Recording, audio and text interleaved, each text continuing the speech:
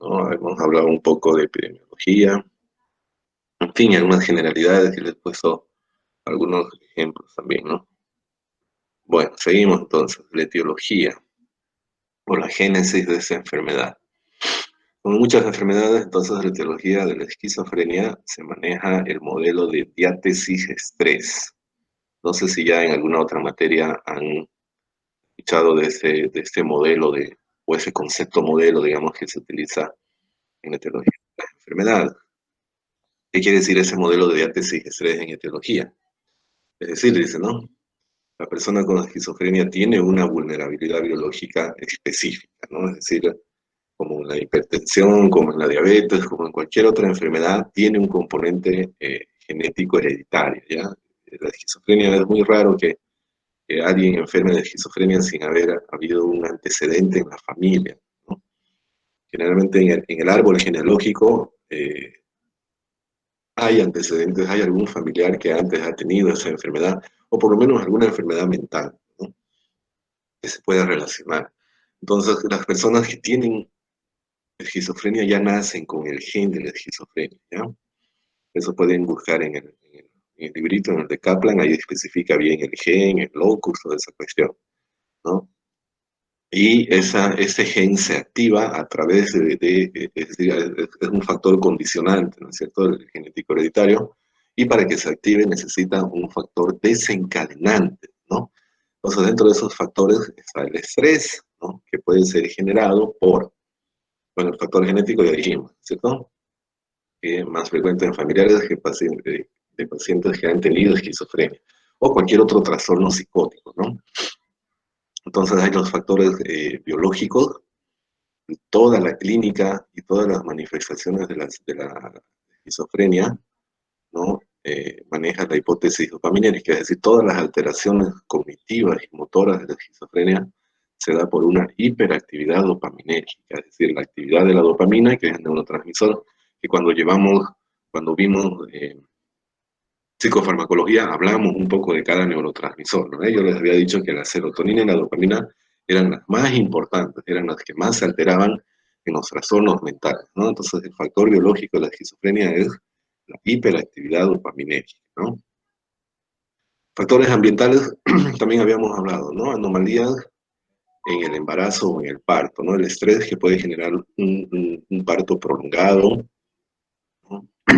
O un parto que tenga dificultades, también puede alterar el parénquima cerebral y posterior a eso también puede desencadenar la esquizofrenia, que obviamente se va a manifestar en la adolescencia, ¿no?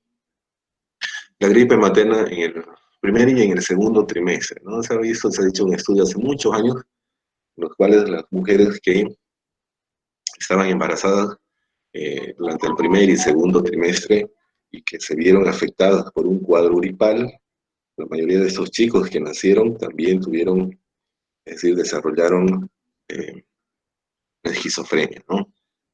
Malnutrición fetal, nacimiento invernal, también todos los que nacen en invierno por alguna razón son más susceptibles a poder desarrollar esta enfermedad, y la famosa teoría de la poda neuronal, ¿no? Para hacerles recuerdo, porque se supone que es un concepto que ustedes ya saben, la poda neuronal es que mientras al final del embarazo, ¿no? Unos un mes más o menos, es decir, unas 3 o 4 semanas antes de nacer, en el sistema nervioso ocurre la poda neuronal. ¿Qué es eso? ¿Qué es la apoptosis neuronal? ¿No? Apoptosis es la muerte de las... Sí, más o menos. Es la muerte de las células, pero programadas, ¿no es cierto? Todas las neuronas que nacieron, es decir, que se formaron con algún defecto o que no están cumpliendo su función correctamente, el organismo es tan sabio de que programa su muerte, ¿no? Pero a veces esta poda neuronal puede tener errores, ¿no? Y dentro y dentro de esa restricción, por así decir, de esas neuronas, puede afectar a neuronas que están sanas. Entonces, eso puede condicionar también al desarrollo en un futuro de la esquizofrenia, ¿no? Y también el consumo de marihuana, que también ya habíamos hablado. Hay un montón de estudios sobre el consumo de marihuana y la marihuana es el gran despertador de la esquizofrenia o de cualquier otro trastorno psicótico, ¿no? por lo menos el 40% de las esquizofrenias, si es que no es la mitad, han sido desencadenadas por el consumo de esta sustancia. Entonces está muy relacionado el consumo de la marihuana con la esquizofrenia o con cualquier otro trastorno psicótico, ¿ya? Entonces, no se olviden, cuidado, pregunten, ¿no? Y dentro de la etiología hay el modelo diátesis-estrés en esquizofrenia, ¿no? El modelo diátesis-estrés es cuando yo ya tengo una vulnerabilidad biológica o genética y solo hace falta uno de estos factores para que pueda desencadenar la enfermedad.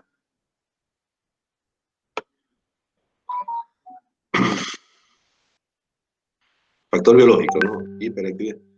Bueno, ahí dice hiperactividad e hipoactividad. Está mal, me olvidé corregir eso. Para la esquizofrenia es solo la hiperactividad dopaminérgica, es decir, la actividad de la dopamina, hablando del factor biológico, ¿no? La actividad de la dopamina aumenta, así es como si empezara a rebotar por todo el cerebro, ¿no? Entonces esa hiperactividad de la dopamina hace que las personas o el paciente con esquizofrenia tenga las alucinaciones, tenga los delirios, ¿no? Tenga las conductas desorganizadas. Porque aquí en la imagen, como ven, ¿no?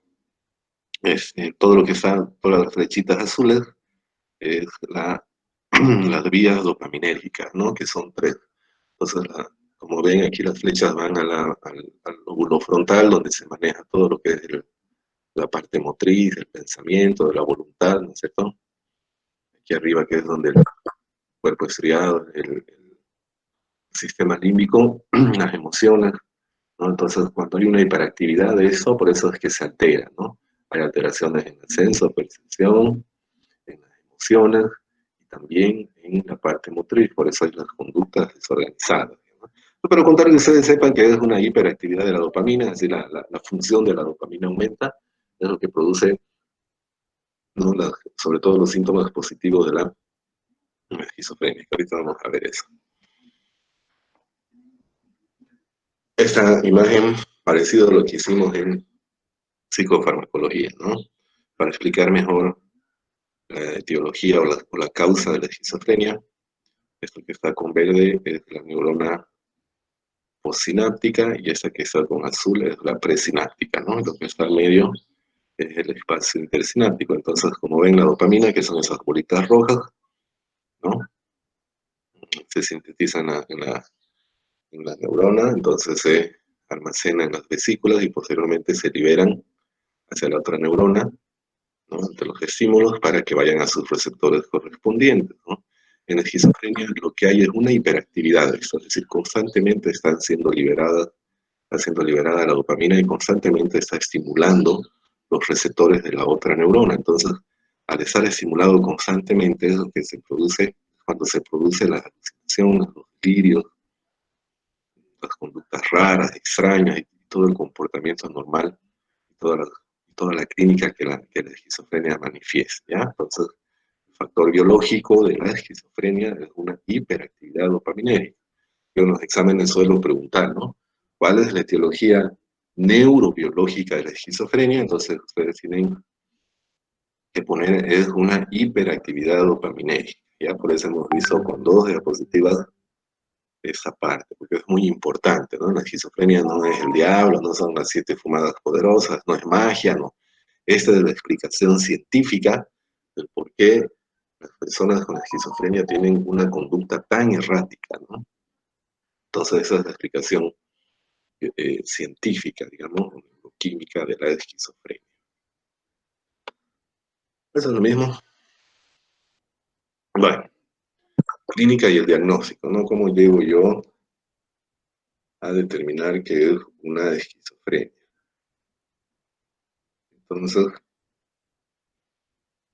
decimos, ¿no? La herramienta para el diagnóstico de la esquizofrenia es la exploración psicopatológica a través de la comunicación verbal, el diálogo, es decir, ¿no? Y sobre todo es decir, al decir exploración psicopatológica, decimos que es el examen mental, ¿no? Entonces, la herramienta para el diagnóstico de la esquizofrenia es el examen mental o el examen psicopatológico, ¿no?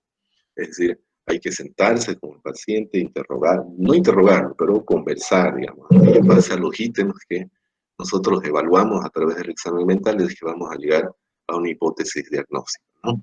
Nos sirve absolutamente todo, ¿no? La observación directa, los gestos, la postura y sobre todo la heteroanamnesis, ¿no? En psiquiatría siempre tenemos que hacer la heteroanamnesis, es decir, cruzar la información o hacer el interrogatorio también a la familia, ¿no? Es muy importante eso, es muy difícil llegar a un diagnóstico propiamente dicho sin haber hecho la heteroanamnesis, ¿no? Pero en resumen, el diagnóstico de la esquizofrenia es eminentemente clínico, ¿ya? No hay ningún laboratorio que yo pueda pedir que me pueda ayudar, digamos, para llegar al diagnóstico. Claro, puedo hacer el diagnóstico diferencial, ¿no es cierto? ¿Con qué es lo más común? Eh, con el consumo de sustancias, ¿no? Inclusive el consumo de marihuana puede producir el episodio psicótico inducido por el consumo de marihuana, digamos, ¿no? O el consumo de cocaína también, o algunos, en fin, cualquier sustancia puede producir un episodio psicótico, ¿no? Entonces yo por eso puedo pedir algún, algún dosaje o algún doping, digamos, de marihuana, de cocaína, en orina, en sangre, si es que hay los antecedentes, si es que la familia dice, no consume eso, o tiene una conducta medio rara, ¿no? Entonces, para hacer el diagnóstico diferencial, para descartar, yo puedo pedir esos laboratorios.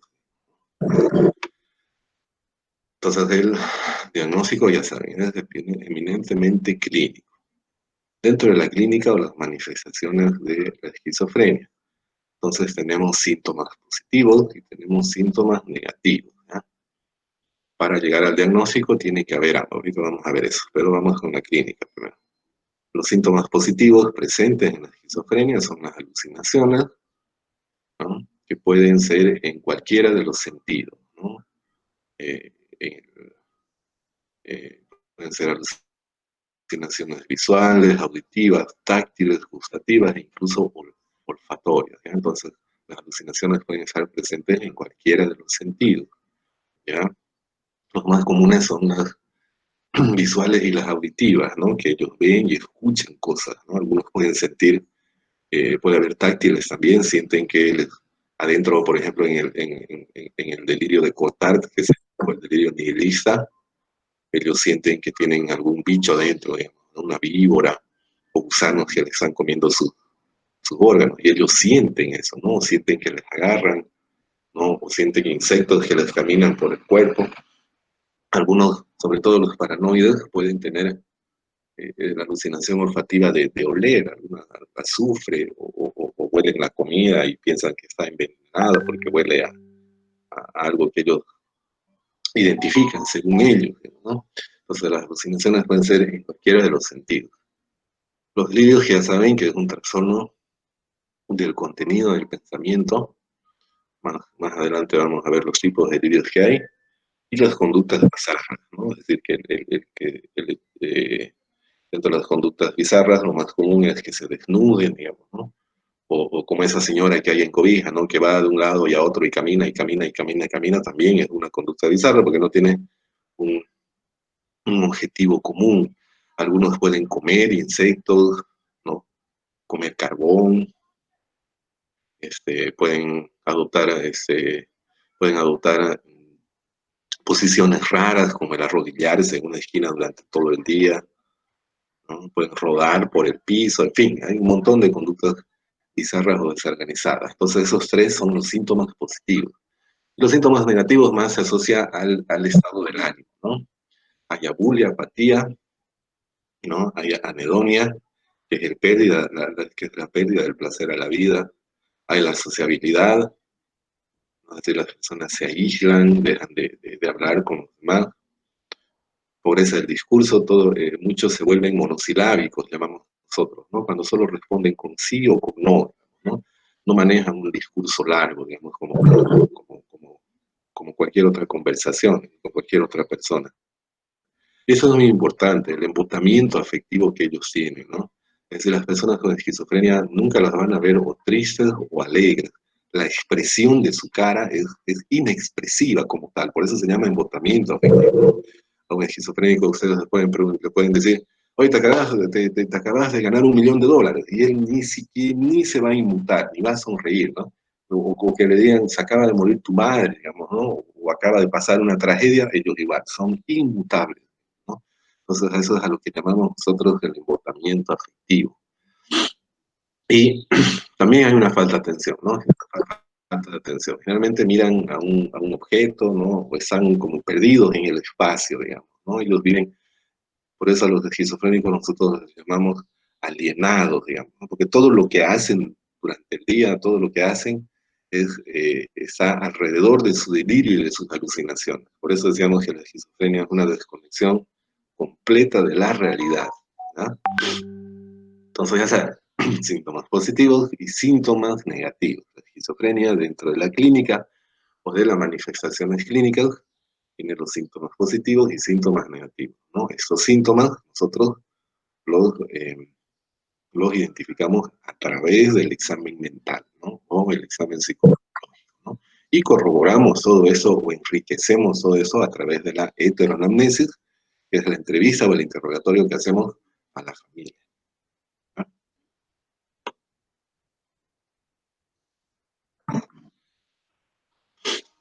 Para ver un poco más de los síntomas de la esquizofrenia, ¿no? Porque eso ayuda a explicar, digamos, la conducta de las personas con esquizofrenia, que en muchos casos puede ser bastante disruptiva.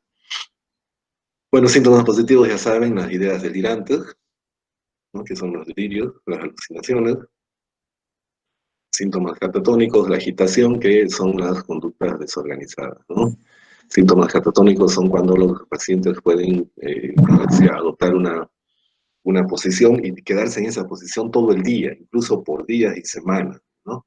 Y la agitación es lo contrario, son cuando el paciente está muy agitado, psicomotriz, es decir, tiene agitación psicomotriz, incluso pueden tornarse bastante agresivos estos pacientes, ¿no? Los síntomas afectivos, igual puede haber disforia, ¿no? Es decir, estar irritable, enojado, preocupado, muchas veces puede simular un humor depresivo, un estado de ánimo depresivo, puede haber desesperanza, ideas de intentos suicidas. Hemos dicho, ¿no?, que el 40% de las personas que tienen esquizofrenia pierden la vida por suicidio, ¿no? Muchos son hostiles, impulsivos, pueden tener alguna conducta antisocial, agresiva, ¿no? Esos son los positivos. Los negativos, entonces, lo principal ya saben, ¿no? Un afecto, un estado de ánimo botado o aplanado, un aplanamiento afectivo.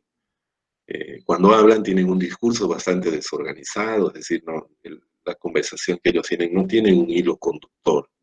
Su conducta también es desorganizada, puede haber retraimiento social, apatía, pasividad, falta de espontaneidad. En fin, como verán, los síntomas negativos en cuanto al estado del ánimo refiere, puede manifestarse de muchas formas. Y también síntomas cognitivos, ¿no? Que hay un déficit de atención, muchos tienen hipoprosexia, también déficit de la memoria, déficit del procesamiento de la información, es decir, tienen problemas para razonar, para sacar conclusiones, para elaborar conceptos que para nosotros son simples, sin embargo para ellos tergiversan, ¿no? ¿Cómo puedo evaluar eso? Yo, por ejemplo, el preguntarle el significado de algún refrán, digamos, ¿no? A un psicótico nosotros le decimos, a ver, te voy a decir un refrán y me vas a decir cuál es su significado, qué quiere decir. Ya, y ustedes le dicen, ¿qué quiere decir? A caballo regalado no se le miran los dientes. Y él les va a contestar cualquier soncera, digamos, ¿no? Les va a decir que el caballo no quiere hablar porque el diablo lo va a matar, o porque se lo va a comer, cosas así, totalmente irreales, totalmente fuera de la lógica, digamos, que para nosotros es sencillo, para ellos no, ¿no? Entonces tienen una pobreza ideativa y déficit en funciones ejecutivas, ¿no? Como les decía, problemas para estructurar una meta, concentrarse, priorizar, ordenar, evaluar, adaptarse, en fin. Por eso son los síntomas cognitivos, ¿no? Pero ustedes tienen que saber cuáles son los positivos y cuáles son los negativos. La esquizofrenia. Bueno, estos son algunos de los síntomas o signos que están presentes, que se ven más en el trastorno, es decir, en el contenido del pensamiento o los delirios, ¿no? Por ejemplo, es muy común, por si escuchan alguna vez, para que ustedes ya puedan decir con propiedad, ellos pueden sufrir el eco del pensamiento, es decir, muchos de ellos piensan, ¿no? Porque es su delirio, o deliran, mejor dicho, de que su pensamiento tiene eco, digamos, ¿no? Yo pienso algo ahorita y, y puedo creer de que todo lo que estoy pensando las demás personas lo escuchan. Entonces, muchos pacientes de esquizofrenia, su cabeza la tapan con algún casco. Yo he visto casos que se ponen ese papel estañado porque supuestamente sus pensamientos no salen de su cabeza y los demás no pueden adivinar o no pueden saber lo que ellos piensan, ¿no? Otros tienen el robo del pensamiento, se llama, el cual creen de que alguien o solo una persona que ellos identifican les roba el pensamiento y saben lo que están pensando, ¿no? Otra es la inserción del pensamiento. Muchos creen que les han implantado un chip o algún objeto en el cerebro, en la cabeza, y a través de ese objeto les ordenan qué pensar, digamos, ¿no? Y les ordenan qué hacer. Entonces muchos se cortan el cabello, pueden ponerse objetos raros en la cabeza. O difusión del mismo, ¿no? Que es cuando ellos creen que piensan y todo el mundo sabe lo que están pensando, ¿no? Ideas delirantes de ser controlado, igual lo mismo, ¿no? Muchos creen que son entes extraños y que mueven y hacen las cosas por voluntad de otra persona. Ideas de influencia, de pasividad, ¿no? Tienen las alucinaciones sobre las auditivas, ¿no? Muchos escuchan lo que ellos están haciendo, digamos, ¿no? Si yo tengo esquizofrenia y voy al baño, las alucinaciones dicen, mira, ese está yendo al baño, mira lo que está haciendo, mira lo que está hablando. Esas voces o las alucinaciones, o lo que ellos escuchan, pueden ser voces que discuten entre ellas, ¿no? O pueden tener voces que proceden de alguna parte del cuerpo, ¿no? Como al principio vimos ese documento, no es historia clínica que yo les mostré del paciente que se cercenó su miembro. Él escuchaba y veía que su miembro le hablaba, ¿no? Por eso se lo cortó, ¿no? Muchos otros les hablan sus manos, sus pies, sus órganos, ¿no? Ideas delirantes persistentes de otro tipo, bueno, en fin, ¿no? Claro, muchos de esos delirios están condicionados por la cultura del, del, del individuo, ¿no? ¿Qué más? Tienen un lenguaje divagatorio, disgregado, incoherente, lleno de neologismos. Neologismo quiere decir cuando ellos inventan un idioma, ¿no? Hay muchos esquizofrénicos que llegan hablando un idioma que supuestamente ellos lo han desarrollado o que son idiomas de algún planeta de donde ellos biologían. Manifestaciones catatónicas, ya saben, ¿no? Cuando se queda en una posición por horas, incluso por días, y síntomas negativos, ¿no? Como la apatía, el empobrecimiento del lenguaje, bloqueo del pensamiento, en fin. Como ven, es muy variada la manifestación de los síntomas o de la clínica en la esquizofrenia, lindo ver un esquizofrénico porque es una clínica muy florida, llamamos nosotros, ¿no? Es decir, tienen muchas cosas para nosotros, digamos, ¿no? Es decir, para que nosotros podamos estudiar o identificar, ¿no? Bueno, criterios diagnósticos para la esquizofrenia, ¿no? Entonces, ¿cómo yo determino si es de esquizofrenia o no? Entonces, hay estos criterios según el DSM-4, que es casi lo mismo que el DSM-5, y dice lo siguiente, ¿no? Síntomas característicos, dos o más de los siguientes. Tiene que haber ideas delirantes, que son los delirios, tiene que haber alucinaciones, también puede haber lenguaje desorganizado, un comportamiento catatónico o gravemente desorganizado, y síntomas negativos, ¿no? Como el aprendizaje afectivo, alogia, bulia, ¿no? Y todos esos síntomas producen, ¿no? una disfunción social y laboral, es decir, el funcionamiento global de la persona se ve disminuido, ¿no? Como decíamos al principio, esas personas lastimosamente no van a poder formar una familia, no van a poder trabajar, estudiar, no van a poder concluir sus actividades normalmente, ¿no? Y todo esto, toda esta clínica, ¿no? Persiste de una forma continua, por lo menos durante 6 meses. Entonces tiene que haber dos o más de los siguientes, ¿no? Y delirios, alucinaciones, ¿no? Alguna conducta desorganizada que produzca disfunción social o laboral y que esas manifestaciones o esta clínica tiene que estar presente por menos de 6 meses.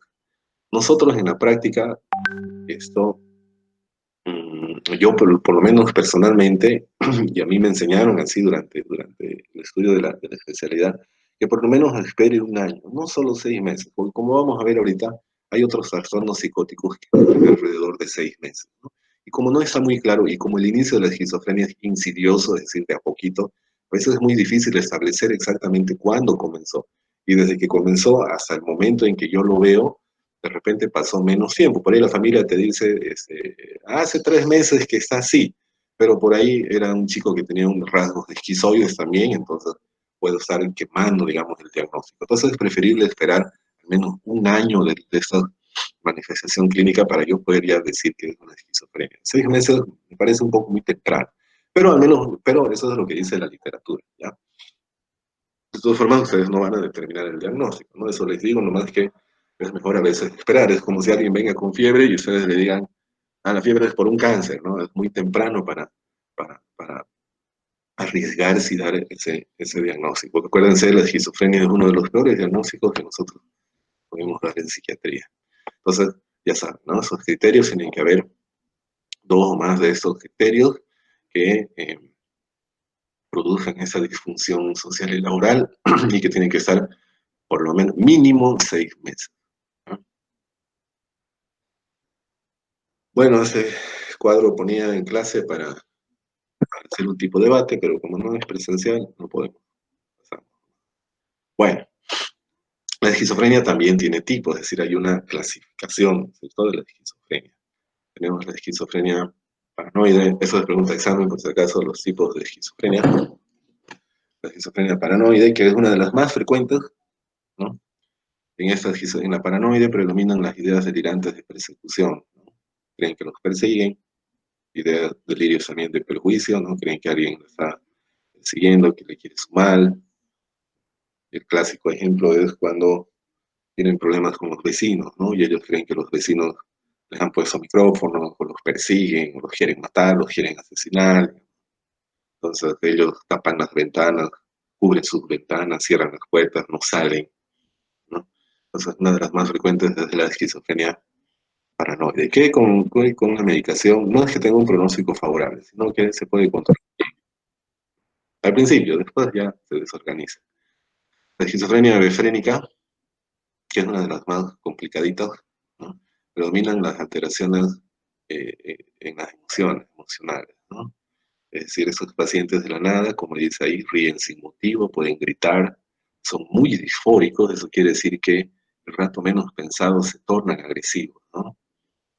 Esos son unos de los que más agreden, se agitan mucho, son los que saltan, quieren salir corriendo, quieren trepar las cosas, ¿no?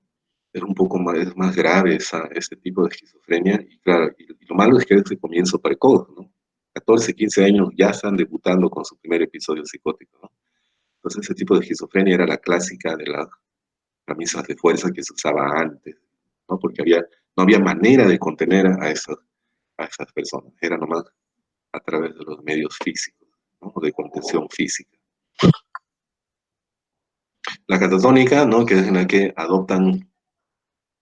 pueden adoptar una posición y estar así por horas, por días, ¿no? O puede ser al revés, ¿no?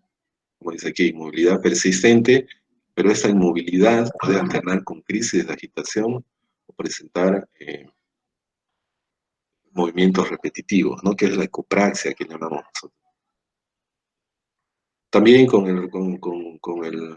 el tratamiento con los antipsicóticos se los puede estabilizar, pero constantemente tienen recaídas de catatónica. Y aparte que es muy rara, ¿no? Hace mucho tiempo que yo no veo una esquizofrenia catatónica. Bueno, la indiferenciada es cuando tiene criterio de todas las anteriores y no puedo denominar cuál es, ¿no? Cuando estoy confundido, no sé si es catatónica, o si es paranoide, o si es hebefrénica, tiene periodos de agitación, pero después se tranquiliza, después piensa que lo persiguen. Entonces puedo denominarle de esquizofrenia indiferenciada, ¿no? Porque no está claro el diagnóstico. La simple, que es una disminución general del rendimiento, esa esquizofrenia simple se caracteriza porque, sobre todo por los síntomas negativos que hay. El paciente cae en un embotamiento afectivo muy marcado, ¿no? Son aquellos que pueden estar sentados todo el día o paraditos todo el día sin hablar, sin decir nada.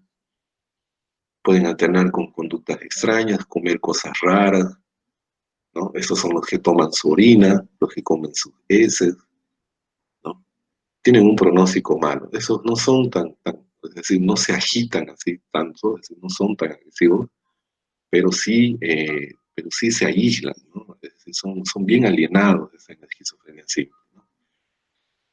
Y la esquizofrenia residual ya se diagnostica cuando el curso del trastorno ha sido crónico, ¿no? Cuando a veces el tratamiento no, no es muy efectivo, digamos, ¿no? Eso, es decir, las manifestaciones clínicas pueden ser persistentes, ¿no? Entonces, cuando ya no están presentes las alucinaciones o delirios, pero sí los síntomas negativos y el deterioro. Es decir, debido a la enfermedad ellos se van deteriorando, ¿no es cierto? Es decir, su funcionamiento global va disminuyendo. Y ya son como plantitas prácticamente, ¿no? Que solo comen y están por ahí caminando o hablando solitos. Entonces, esa es la esquizofrenia residual. Acuérdense las clases o tipos de la esquizofrenia. Bueno, ¿y cuál es el curso y el pronóstico de la esquizofrenia, ¿no? La esquizofrenia puede evolucionar de forma variable, ¿no? Presentar un único brote, es decir, no es que la esquizofrenia va a tener un brote listo, ¿no?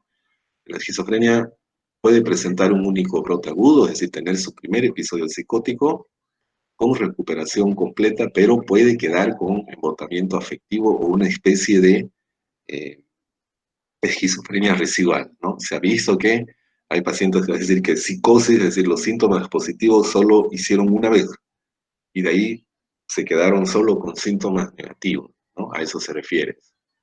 Pueden tener múltiples brotes recurrentes a lo largo de los años, que es lo más común, ¿no? Tienen su episodio psicótico, se le da remedio, se los estabiliza, después de meses o años, ¡pum!, pueden hacer otro episodio psicótico, otra vez se le da los remedios, se les modifica, se los estabiliza, ¿no?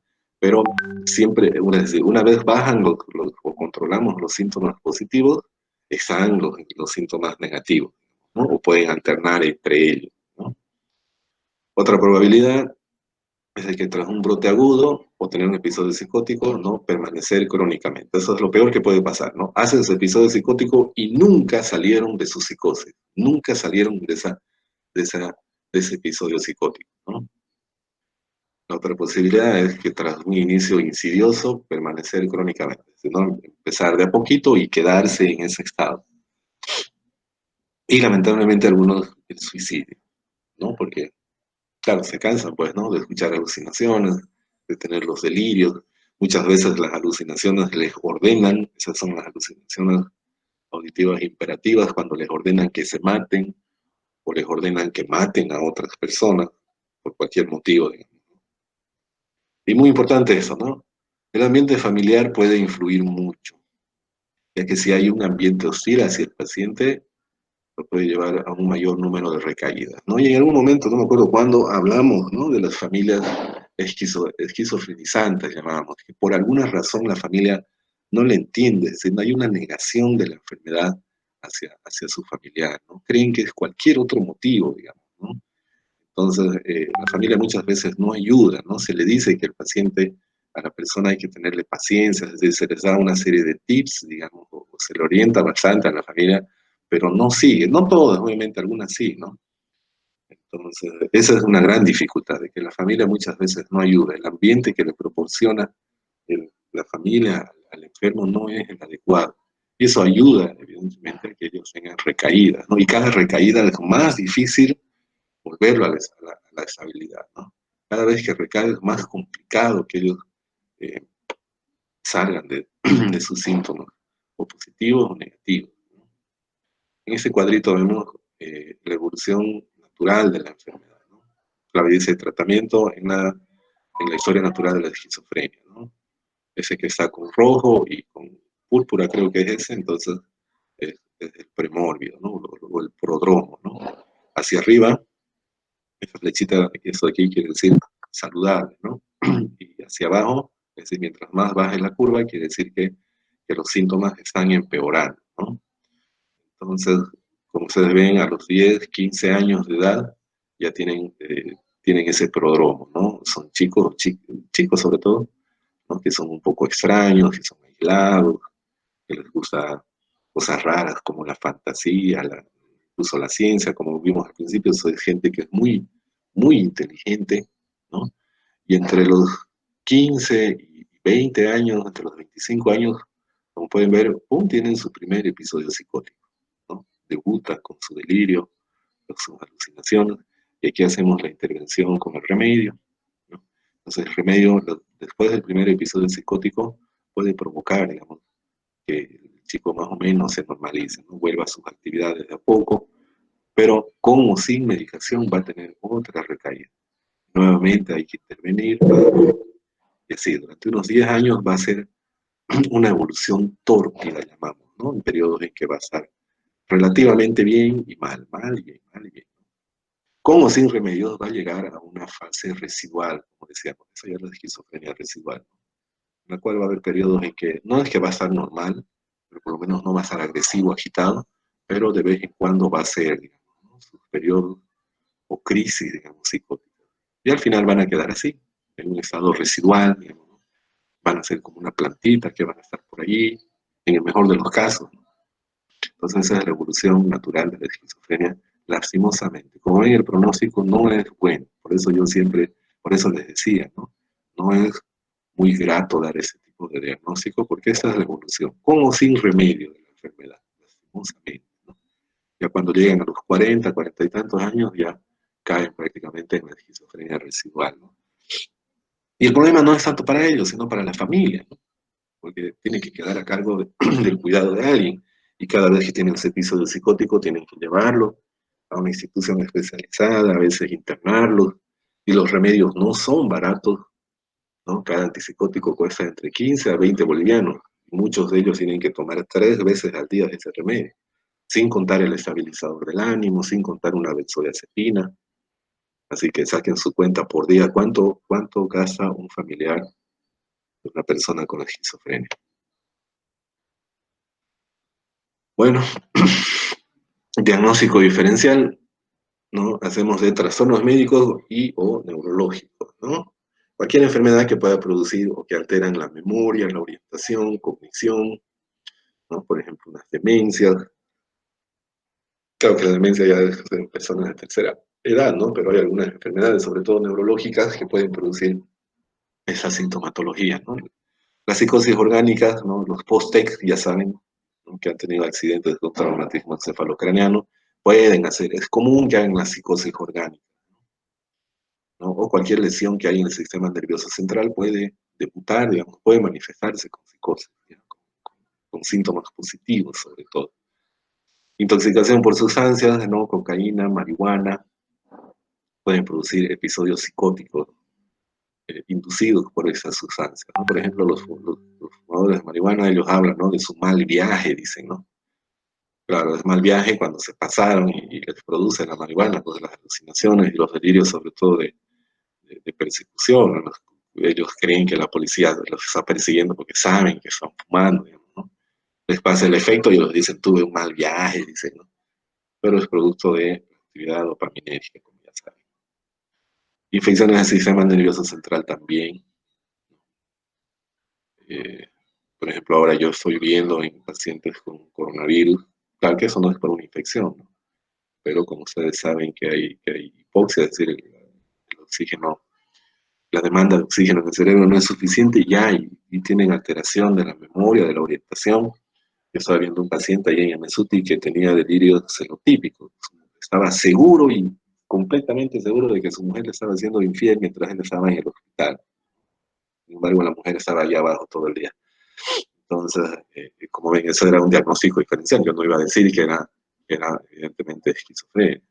Entonces, cualquier situación o cualquier lesión que pueda alterar el sistema nervioso central, como verán, puede manifestarse con síntomas cognitivos, ¿no? Las epilepsias, ya saben, ¿no?, en el aura que ellos tienen, o post-ictus, ¿no?, pre y post-ictus de la epilepsia, puede haber psicosis, ¿no? De hecho, ha habido muchos pacientes que han cometido actos, es decir, no crímenes, porque no son conscientes en ese momento, ¿no? en el estado postictal de la epilepsia, ¿no? Han asesinado a alguien, es decir, han agredido a alguien, ¿no? Entonces, en ese lapso, en ese periodo postictal, puede haber alucinaciones y delirios. De hecho, en la epilepsia del, del lóbulo temporal derecho puede, en vez de convulsionar, puede manifestarse solo con alucinaciones y delirios. Entonces, también diagnóstico diferencial en la epilepsia, ¿no? Y enfermedades degenerativas, ¿no? La famosa enfermedad del baile de San Vito, ¿no? O la corea que se llama, en la cual tienen una conducta desorganizada, sobre todo más psicomotriz.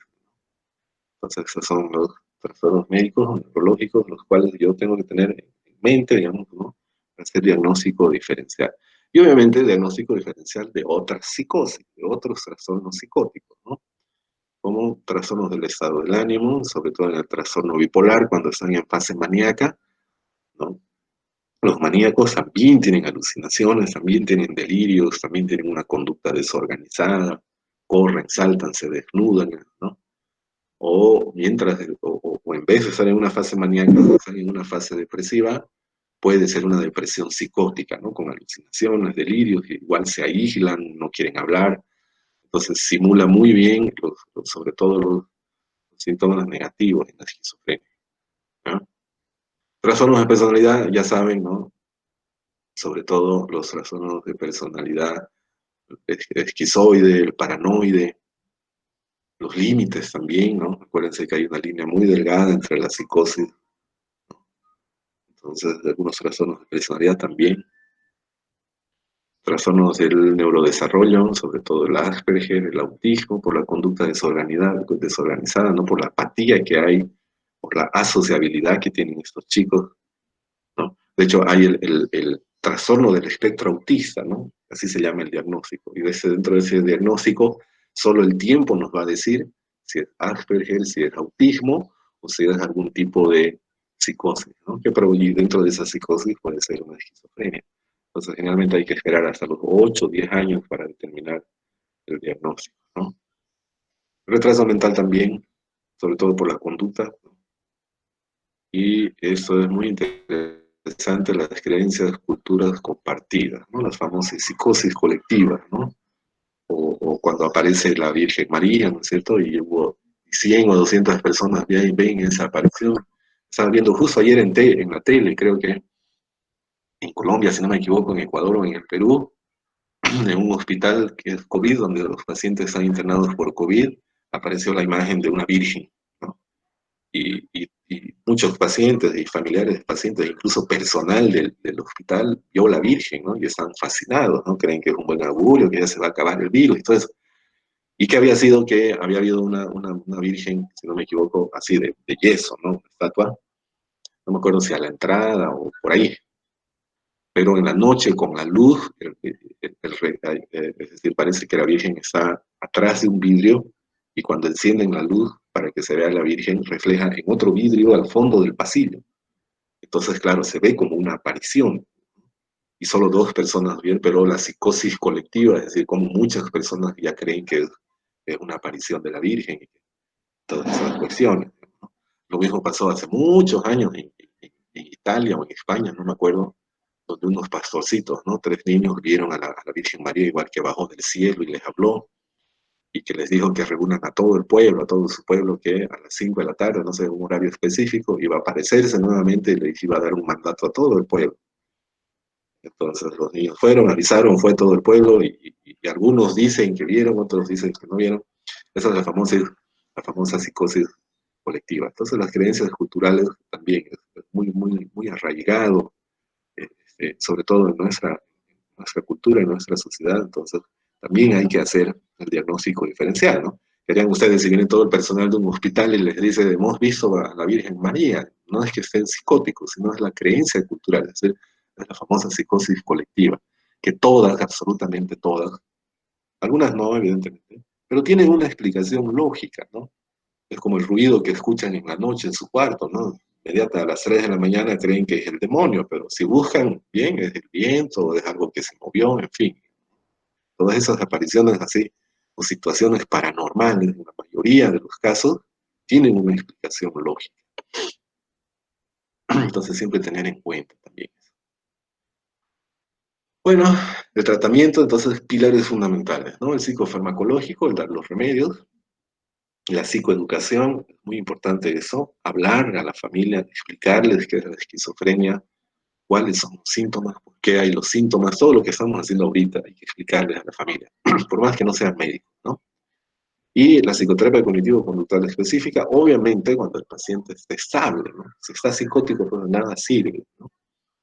Pero son los remedios y sobre todo la psicoeducación, ¿no? A la familia es muy importante. De hecho, la familia se convierte en un aliado para el control de esta enfermedad, cuando quieren, ¿no? Porque la mayoría no ayuda, no ayuda mucho.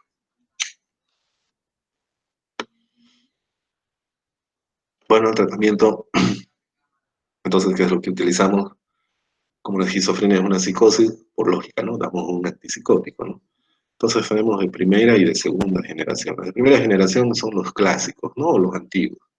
El más usado y el que hay aquí y que yo uso es el haloperidol, ¿ya? Esos remedios son antidopaminérgicos, ¿no? ¿Se acuerdan de la imagen? Que como hay una hiperactividad dopaminérgica, lo que esos remedios hacen es bloquear los receptores de la dopamina y por ende la función de la dopamina se ve disminuida, ¿no? Y los síntomas positivos disminuyen, ¿no? Los antipsicóticos de segunda generación, que son los nuevos, digamos, por así decir, ¿no? Los más usados son la risperidona y la quetiapina. Y que ese remedio, sobre todo la risperidona y el aldol, el aloperidol, por ejemplo, hay en el seguro. Los demás no hay, que son caritos, pero son muy buenos remedios. A eso obviamente se asocia, dependiendo, ¿no? Un ansiolítico, se puede dar una benzodiazepina, un clonazepam, ¿no? A veces por las alucinaciones no pueden dormir, o están muy agitados, ansiosos, porque a nadie le gusta escuchar voces todo el día. Entonces les podemos dar un clonazepam, un presolán, eso nosotros llamamos a valorar, ¿no? Eutímicos, eh, los eutímicos son los estabilizadores del ánimo, ¿no? Esos remedios lo que hacen, nos ayudan, digamos, a disminuir las conductas desorganizadas, la impulsividad, la agresividad, ¿no? Entonces podemos darle una carbamazepina, un ácido valproico, dependiendo de la evaluación, ¿no? Y en casos de emergencia, cuando hay agitación, cuando el paciente está agresivo, cuando está queriendo agredir a alguien, ¿no? Le ponemos el famoso cóctel, ¿no? Pero como no hay aquí donde podemos usar.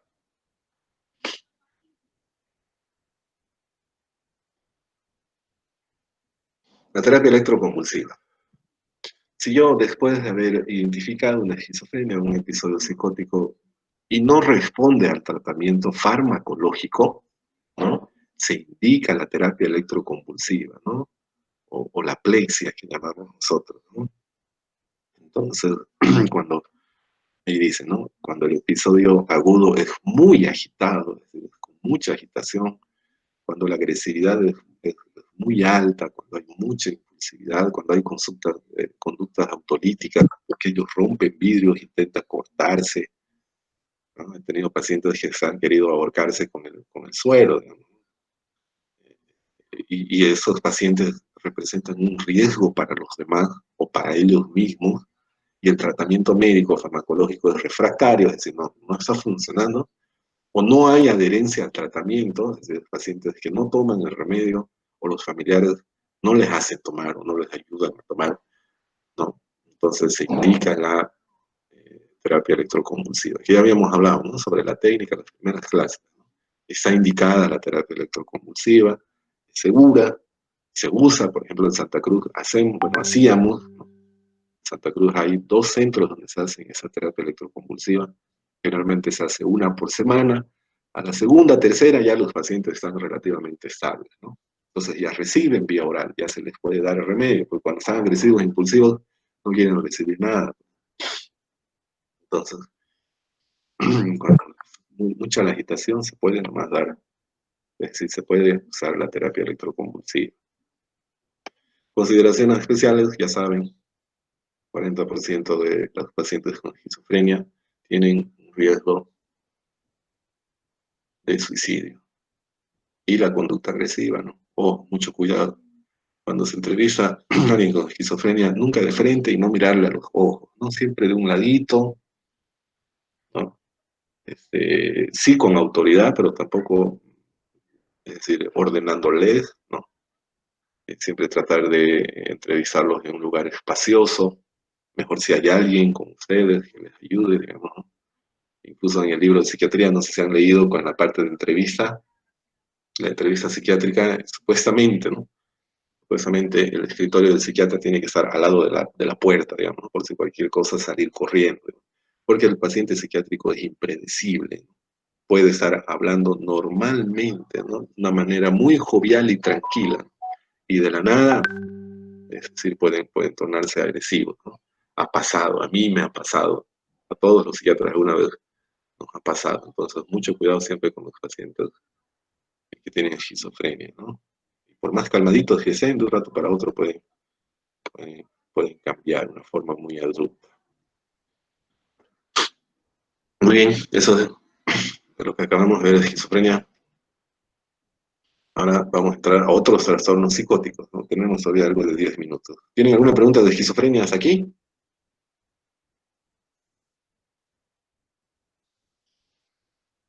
Que nadie preguntó nada. ¿Están ahí o estoy hablando yo solito? No, está Ah, bien. ya. Está Bueno, interesante la clase, doctor. así. Para mí que lo dejan nomás el celular ahí y van a hacer sus cosas, ¿no?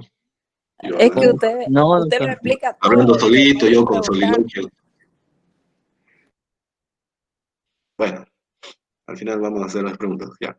Tras otros trastornos psicóticos, ¿no? La esquizofrenia no es acuérdense, la psicosis en psiquiatría es como la fiebre, ¿no? Muchas enfermedades producen fiebre. En psiquiatría muchas enfermedades producen psicosis, se manifiestan con psicosis. Entonces, no todas las psicosis son esquizofrenia.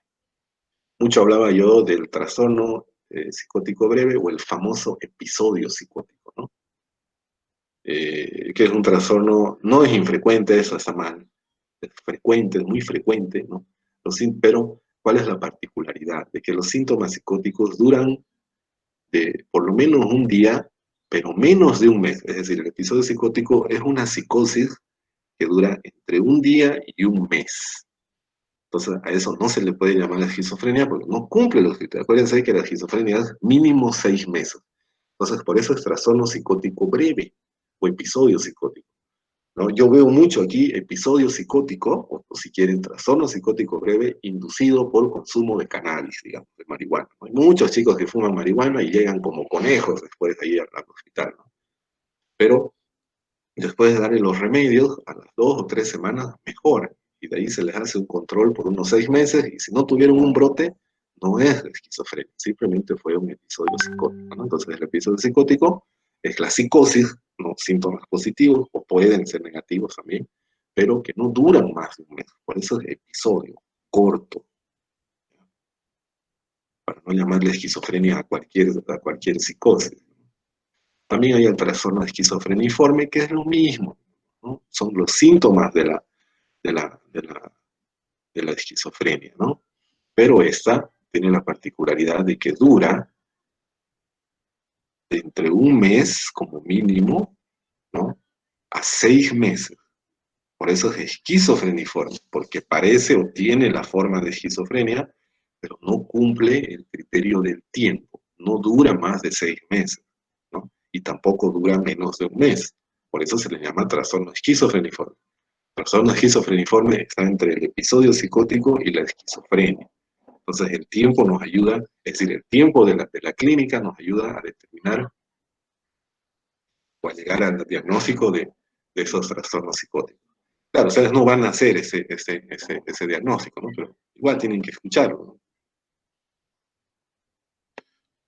¿Qué más? Y el trastorno esquizoafectivo, que en este no tiene nada que ver el tiempo, sino lo interesante, es otra enfermedad también muy, muy, muy bonita de observarla, muy bonita de verla, ¿no? ¿Por qué se le llama esquizoafectivo? Porque es una mezcla de esquizofrenia con trastorno bipolar, ¿no? O es una esquizofrenia, pero que por momentos acentúa la clínica o los síntomas afectivos, ¿no? Como dice aquí, se caracteriza por la presencia de síntomas que están relacionados con el estado del ánimo, ¿no? A veces puede tener síntomas, ¿no? O clínica de depresión o de manía, que es el trastorno bipolar, porque el trastorno bipolar es eso, ¿no? Fases de depresión y de manía, ¿no? Pero que se alternan o están mezclados con síntomas de la esquizofrenia. Por eso es esquizoafectivo, ¿ya?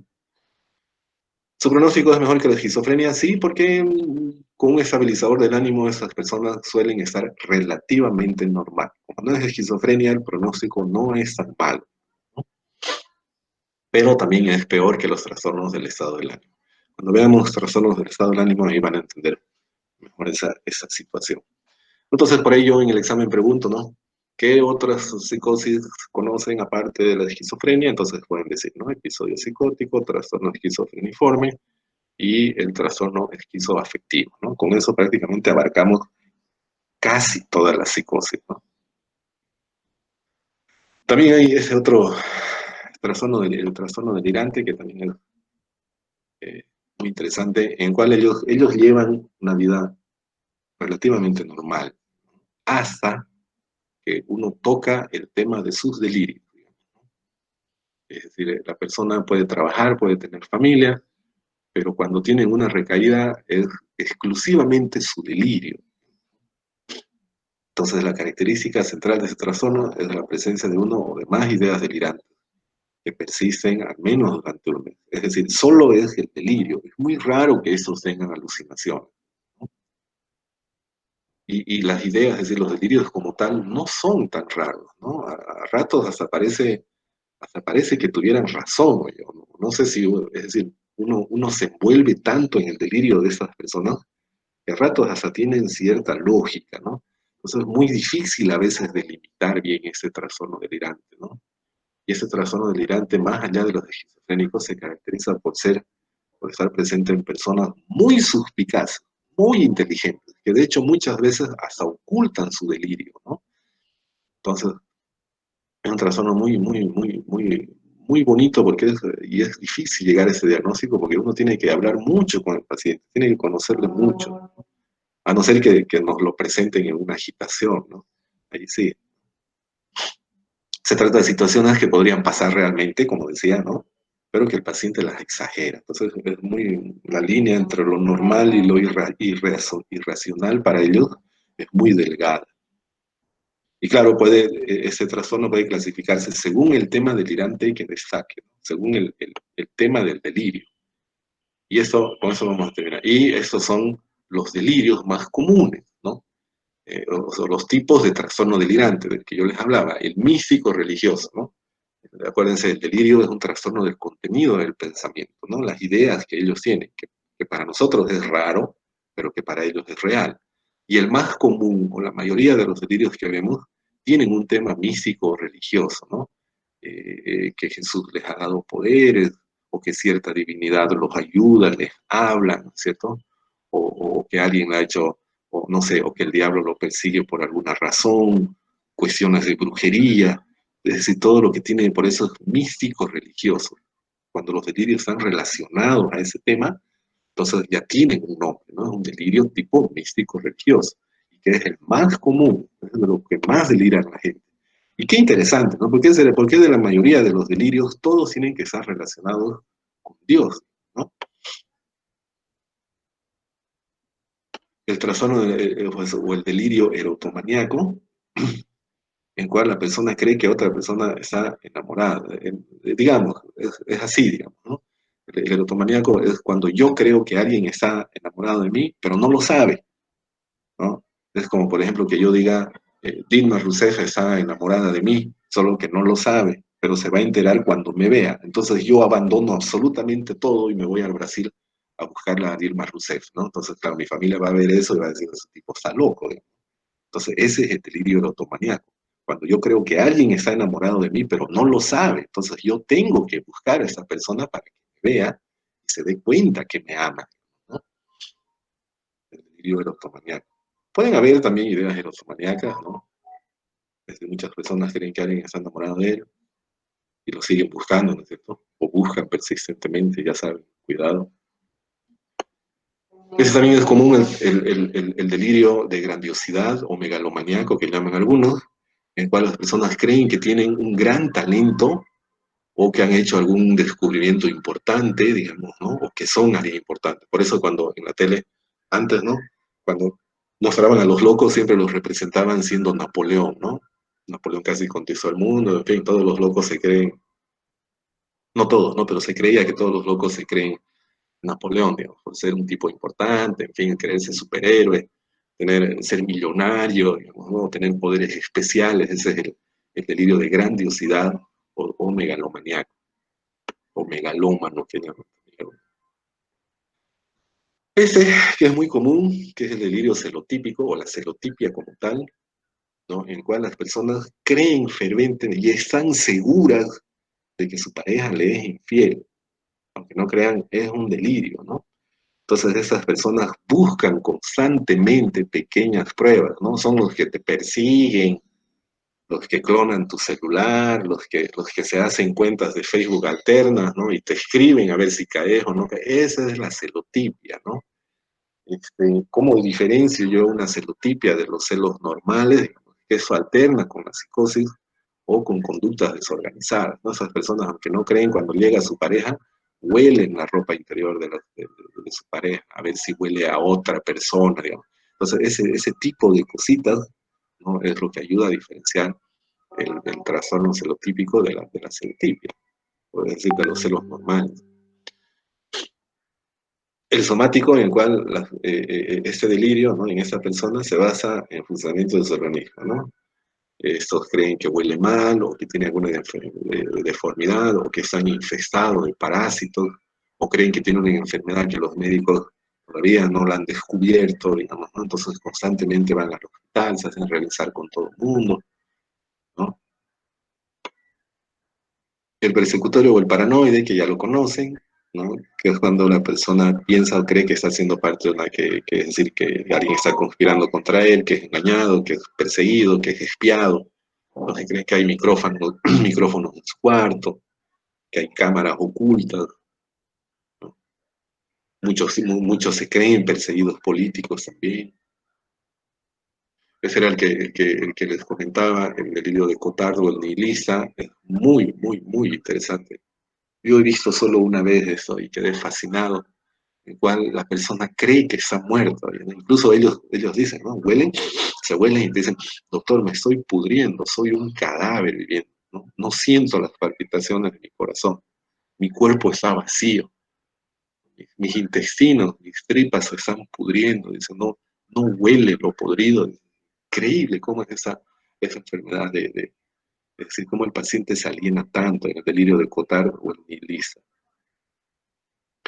Hay otro que es el delirio de metamorfosis, de hecho hay ese libro famoso que se llama La Metamorfosis de Franz Kafka, no sé si lo habrán leído, si no lo han leído pueden leerlo, ¿no?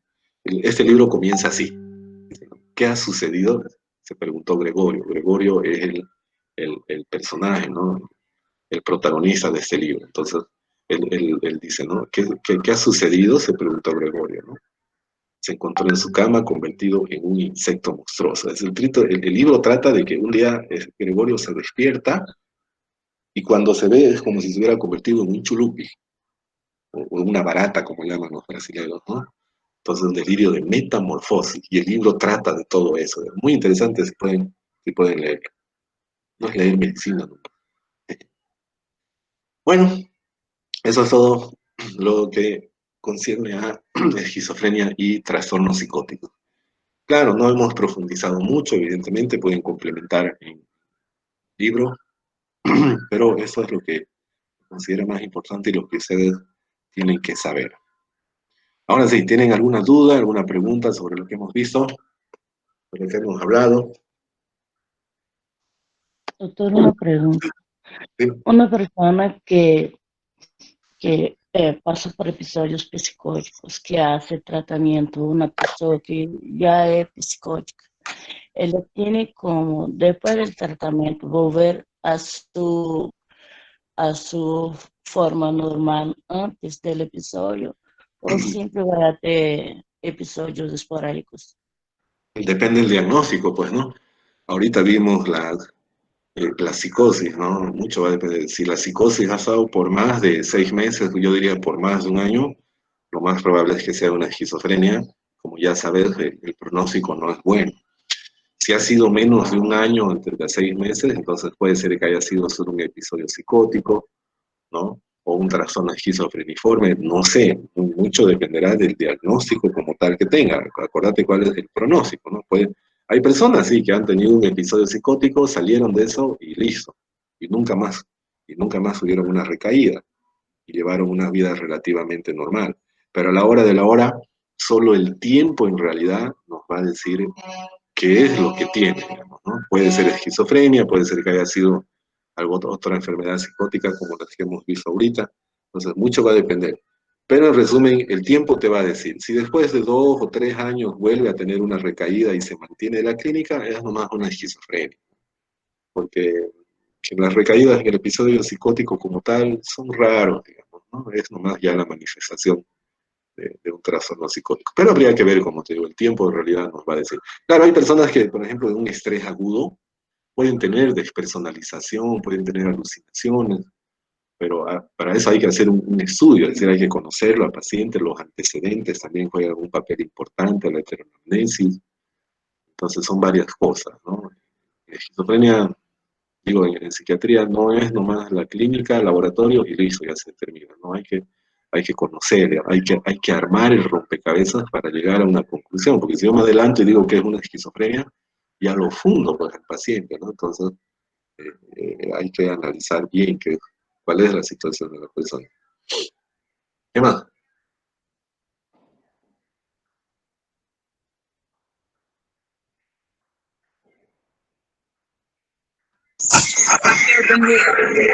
Hola. Un favor, ¿usted cree que la esquizofrenia debería ser tratada como un peligro para la sociedad? ¿Que la esquizofrenia qué? ¿Un peligro para la sociedad? No, por supuesto que no. De hecho, en Europa, en Bélgica, hay un pueblo, bueno, hay una ciudad donde un gran porcentaje son personas con trastornos mentales y dentro de ellos la mayoría son trastornos psicóticos. Y son personas que han llegado a la funcionalidad, ¿no? Muchas de ellas trabajan, viven en un hogar, ¿no? Es decir, es como si hubieran sido adoptados, digamos, ¿no? Y desarrollan actividades. Pero claro, allá el sistema de salud es diferente. En nuestro medio es complicado tener un paciente con esquizofrenia, ¿no? Yo les contaba de que aquí en Cobija hay un chico que lo tienen en una jaula, sí, yo lo he visto, ¿no? Tenía otro paciente que en Epitacio que de la nada, un esquizoafectivo, hizo su episodio psicótico y quería sacarse el ojo con un cuchillo, ¿no? Entonces, claro, aquí no hay los medios, es decir, nuestro sistema de salud no toma en cuenta la salud mental.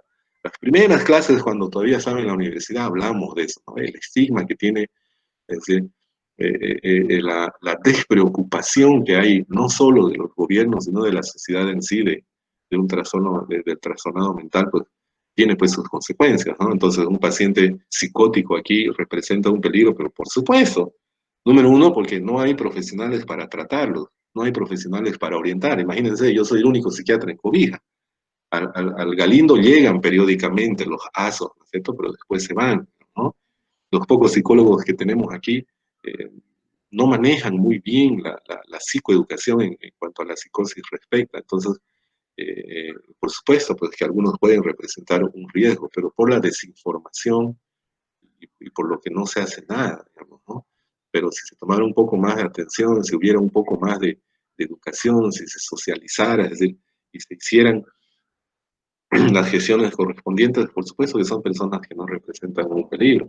Sin ir muy lejos, en Santa Cruz, en donde yo hice la especialidad y trabajaba en el centro de salud mental, ahí nosotros utilizamos el modelo de comunidad terapéutica, se llama, en el cual los pacientes están libres, ¿no? Están ahí, es un ambiente muy grande que parece una quinta, y ellos están allí, ¿no? Entonces, el manejo cuando es bueno el manejo de la medicación, son pacientes que pueden estar tranquilos. Claro, de rato a rato se alborotan un poco y algunos hay que amarrarlos, ¿es cierto? Hay que hacerles contención mecánica, pero si se hiciera, digamos, un control semanal de ese paciente o cada 2 semanas, se tuviera un contacto continuo con la familia, con su medio social, son pacientes que pueden estar bien nomás, digamos. Pero dadas las condiciones que tenemos aquí en Bolivia, sobre todo en cobija donde estamos, por supuesto que algunos pueden representar una, un peligro, ¿no? Esa señora que va y viene de cobija, vos puedes estar pasando por su lado y fácilmente puedes sacar un cuchillo o algo y te puede cortar.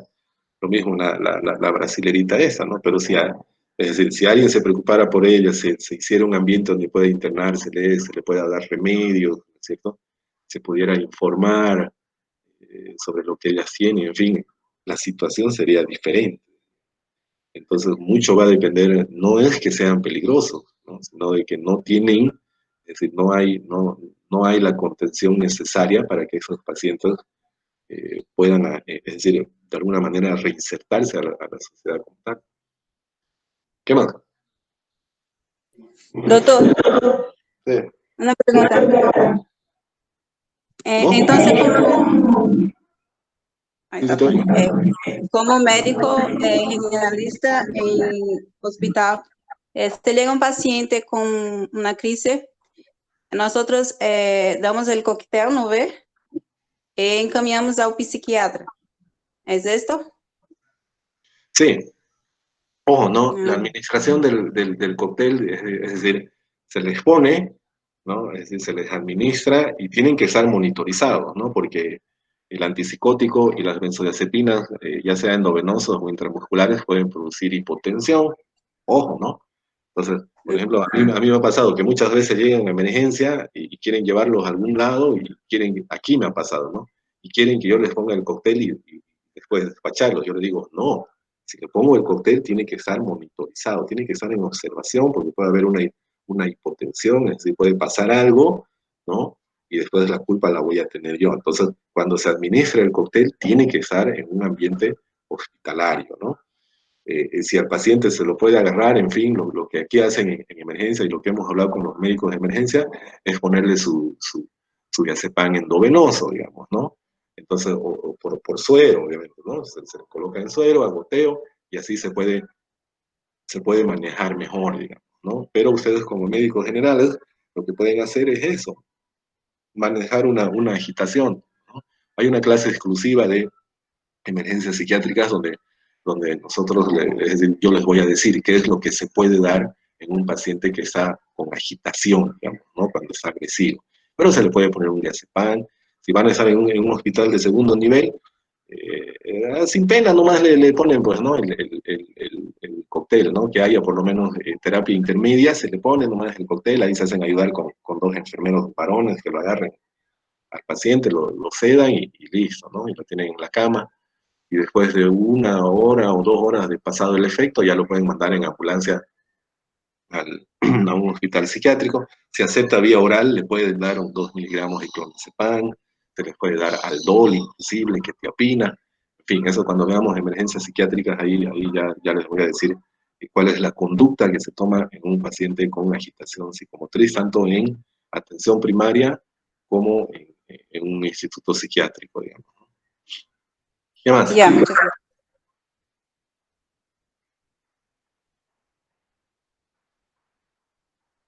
¿Nada más?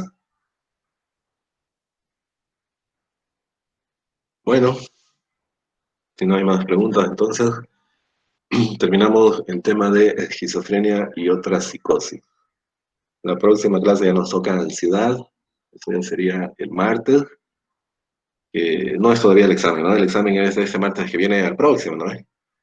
Entonces, sí, no, claro, eso no va a entrar al examen, obviamente, ni esquizofrenia ni ansiedad, lo que vamos a ver la próxima clase entre el examen, eso ya sería para el segundo examen.